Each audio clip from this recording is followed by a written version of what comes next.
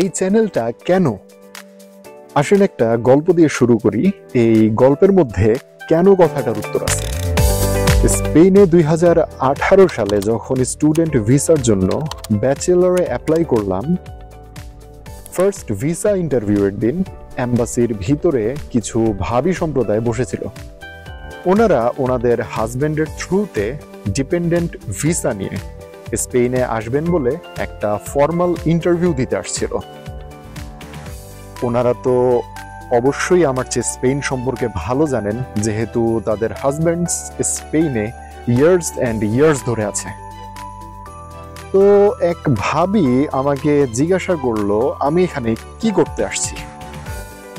যেহেতু student applicant, আমি একা ছিলাম ওয়েটিং রুমে।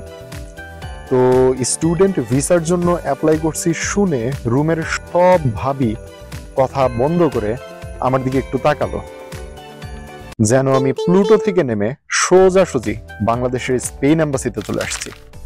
তখন তাদের মধ্যে প্রায় সবাই বলা বলি শুরু করলো যে আমার ভাই, আমার ভাইয়ের ছেলে, আমার বোনের মেয়ে, আমার দেবর স্টুডেন্ট ভিসাতে অ্যাপ্লাই করছে, বাট আমার বোনের মেয়ে ভিসা পাইলেও আমার ভাইয়ের ছেলে ভিসা পায় নাই, রিজেক্টেড হয়েছে।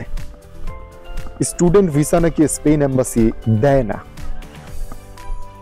ফার্স্ট ইন্টারভিউয়ের দিন কথাগুলো শুনে মনটা ভেঙে গেছিল,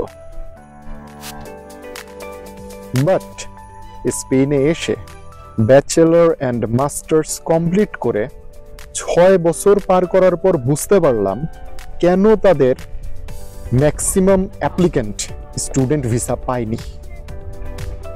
আবার স্টাডি কন্টিনিউ করার সময় বার্সেলোনার অনেক পুরনো বাঙালি আমাকে বলছিল এখানে পড়ালেখা করে নাকি লাভ নাই, অফিসিয়াল জবগুলো শুধু এখানকার লোকালদের জন্য। তো এখন স্টাডি শেষে একটা ইন্টারন্যাশনাল কোম্পানিতে জবে জয়েন করার পর কনসেপ্টটা ক্লিয়ার হলো কেন তারা আমাকে এই কথা বলছিল। 30-40 বছর ধরে থাকা স্প্যানিশ পাসপোর্ট হোল্ডার অনেক বাঙালি অ্যান্ড পাকিস্তানি আমাকে বলছিল ফুড ডেলিভারির কাজ স্পেনে নাকি ইল্লিগালদের জন্য, যাদের পেপার নাই তারা এই কাজ করবে। এই কাজটা নাকি খুব একটা সম্মানজনক না, ইনকামও কম। বাট এই ফুড ডেলিভারি কাজ করে আমি বছরে 2 বার বাংলাদেশে যে 2-4 মাস থেকে আসছিলাম। ইনকাম কম তো, তাই আর কি পারছিলাম।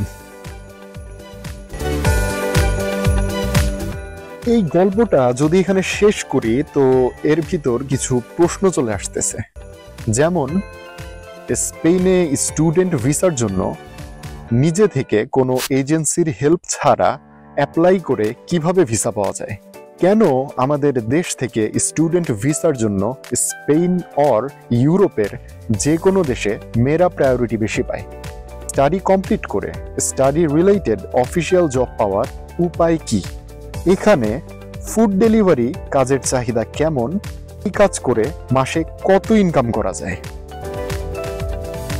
এমন অনেক কেনর উত্তর নিয়ে আসবো এই চ্যানেলে গল্প আকারে, যেগুলো আমার নিজের জীবন এবং বাস্তব অভিজ্ঞতা থেকে নেয়া।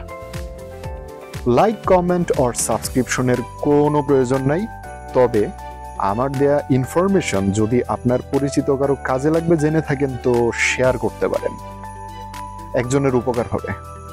And that's what my ultimate goal is.